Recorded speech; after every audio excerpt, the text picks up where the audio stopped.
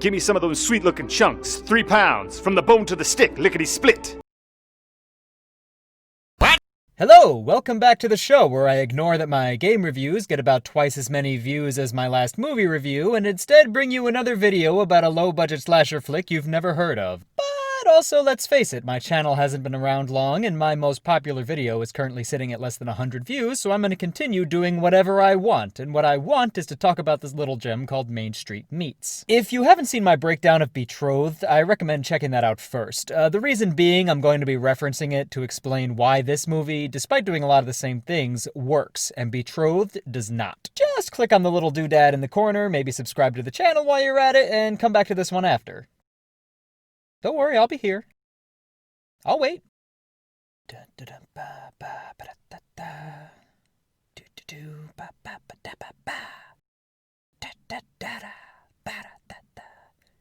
Ah, you back? Alright, let's do this. So, Main Street Meats is one of the best movies I have ever seen, just on merit of it being so ridiculous in every possible way. I mean, just watch this exchange and tell me you didn't at least crack a smile. Hey, sis. Hello, brother. How you doing today? Just fine. Grabbing the key for the new board. What's up with you? Oh, nothing at all. That's good. I'm telling you, the acting in this movie is the kind of acting you see in harassment training videos or anti-drug PSAs from the 90s. It's fantastic. So, why am I praising this when I ripped apart Betrothed for its terrible acting? Well, it mostly boils down to the choices made around the acting. The style, shot composition, atmosphere, the attitude of the actors, and even the way the dialogue is written complements these campy, stilted, honestly terrible performances. So help me, I'll throw you through the fucking window! Everyone on screen is having an absolute blast, and they're all just so fun to watch stumble through their scenes, because there's this feeling that they all know they're not exactly making the next Citizen Kane, and it's just so enjoyable to see. This is a film that doesn't fight its limitations. It embraces them and makes them work. Everything is shot slightly out of focus, and I don't know if it was done on purpose or if the focus puller just kept falling asleep, but it creates this hazy, uneasy atmosphere that you don't really clock at first. On top of that, the inconsistent lighting and stiff camera just makes everything feel so wrong, but in a remarkably enjoyable way. We'll circle back around to this, but for now, let's talk about the plot. Our movie opens with this woman who is weirdly obsessed with her own name, running her car off the road in the middle of nowhere. Now, this being a horror movie, we immediately assume something awful is going to happen to her right off the bat. Right? Well, not really. Well, not right away, anyway. Interestingly enough, for like the first 3/4 of the film, this woman is completely vestigial to the plot. She just kind of toots around while things happen around her. So anyway, Apricot here manages to hoof it to the nearest mechanic, where she's immediately kidnapped and thrown in a gladiatorial arena.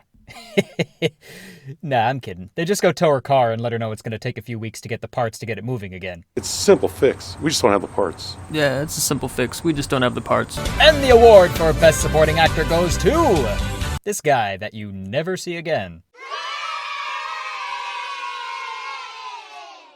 So, freshly stranded and summarily confused, Lemon Lime heads to the local diner for some coffee, where she meets this guy who kidnaps her and throws her in a gladiatorial arena. Nah, I'm kidding again. He is also completely vestigial to the plot and is only seen sitting right there eating his potatoes and commenting on whatever else is happening in the room. You can't say no to the hashers. That's fucking crazy. How can you say no to the hashers? It's all right. Lady don't want no hashers. Just a coffee. No hashers. Fucking crazy bitch. But let's not draw focus away from Raspberry over here. She is our main character after all. So Spooky Diner Lady tells Bananas to head to the local meat shop since they have a room for rent. Which she does. Surely this is where things start going wrong. Right? Well, not really, no. See, we meet...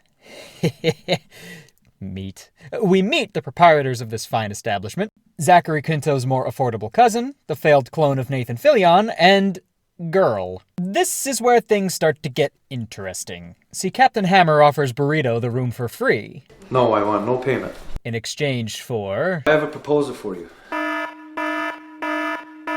Working in the shop.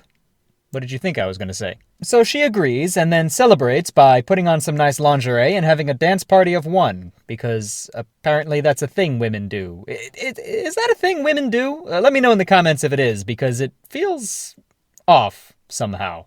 Meanwhile, the younger brother has kind of, maybe maybe murdered someone with an electric saw, but can you blame him? She was being really rude.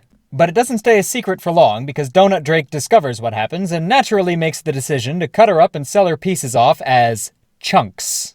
That's what they call it. Chunks. And all the customers just go with that. Is that a thing? Have you ever gone to a butcher and just asked for chunks? I haven't, but maybe someone does. I don't know. I'm scared to try. Moving on, the lady parts, lady bits, ladies' pieces sell so well that the meat shop turns a profit for the first time in years, prompting the owners to come up with a new plan to get more meat. Hippies. Naturally. Now, the scene immediately preceding this, as well as the scene following it, are two of the greatest scenes in cinema history. Hands down. The first one is a woman wandering through the woods with her confused and annoyed boyfriend, and the several-week-old corpse of her dead cat. You know, as you do. Apparently, she's looking for a place to bury it and says the cat will let her know when they've found the place. Eventually, presumably having found the place, she puts the cat down, or what's left of the cat down, and starts dancing. We get this fun psychedelic overlay on the footage as well, so that's kind of cool.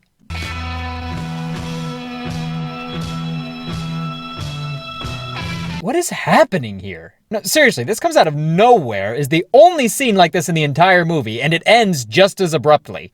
It's like every scene in this movie is a small peek into some kind of cosmic secret we were never meant to understand. And if we could just unravel it, we would know so much more than we do about the universe, but it's just out of our comprehension. Eventually, though, we come along to the other greatest scene ever put to film, which opens with two women just randomly lying in a field topless talking about the sun. I love the sun.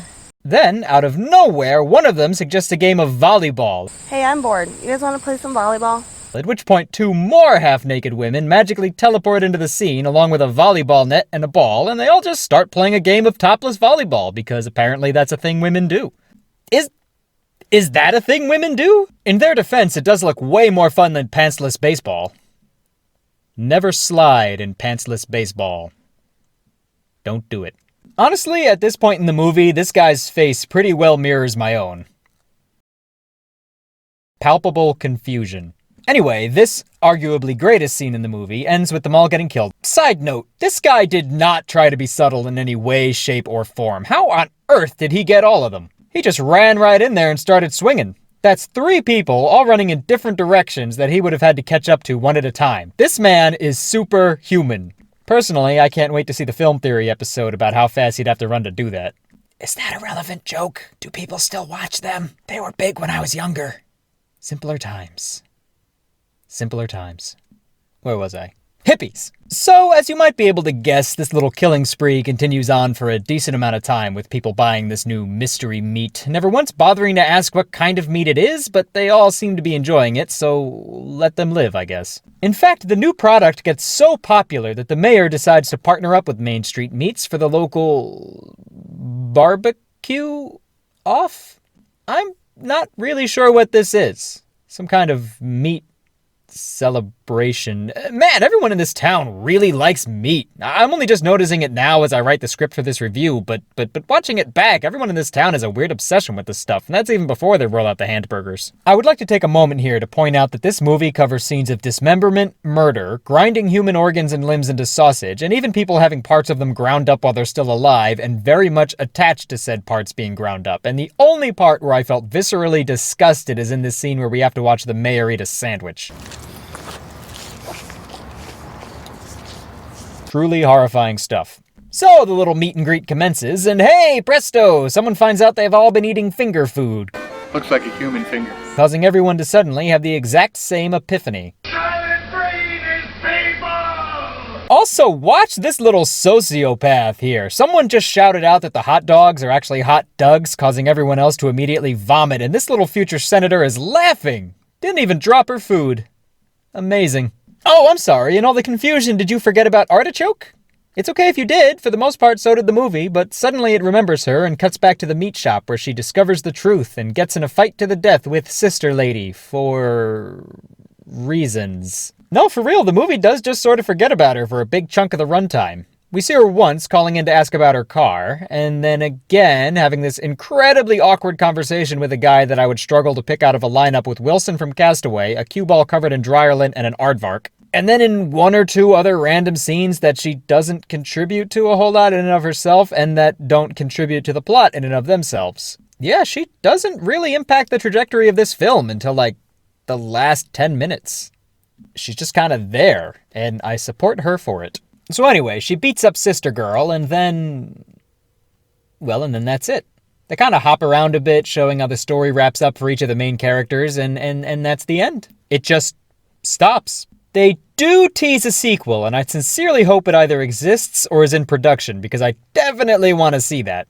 So, that's Main Street Meets. So what did I like about it? Honestly, what didn't I like about this movie? It really is a masterclass in how you can twist every possible negative into a positive with the right amount of know-how or just dumb luck. None of the cast can act? That's fine, since none of them can convincingly sound like humans anyway. Just write the dialogue so everyone talks in a way no human would ever talk. Were you unable to get together convincing-looking prop weapons? Well, real weapons look pretty convincing, and odds are you already know someone who has a machete for some reason, so just use that. Can't figure out how to write a scene transition? Just magically double the number of boobies. If you're a fan of classic old horror movies or just schlocky, low-budget slasher films in general, this one is a perfect choice to watch with some friends. You'll get some good laughs out of it at the very least. Honestly, I can't recommend it enough. I know this is a short review, but this is kind of a short movie, and I really think you should check it out for yourself. It feels like it was made by aliens whose only frame of reference for what movies are supposed to be like are home videos and high school film projects, and their idea of human speech comes from letting autocomplete finish every sentence and then running it all through Google Translate half a dozen times. I've already watched it twice, and I am definitely going back for a third, so go ahead, try the meat. The Main Street Meet. You know what? Yeah, never mind. That's stupid. Hey, wow, you've made it to the traditional end of video unscripted rant where I ask you to possibly subscribe, like, and drop a comment for the algorithm so that more people can watch my little videos, because I put a lot of work into these and, I have a lot of fun making them. So if other people enjoy them, that's wonderful. I enjoy that quite a bit. I'm trying to do something a little different, and I just really like talking about these low-budget horror movies. I'll probably get back to gaming again this week, and then I'll do another movie review coming up. I've got a few on the table that I'm looking at. If you like those, please let me know, and if you see anything that you want me to review, please drop a comment, let me know what it is, because I enjoy having new material to talk about. And if there's something you'd like to see me break down or anything like that, whether it's a game or a movie or something like that, just let me know and I'll take a look at it. Really, thank you so much for watching, and I'll see you next time.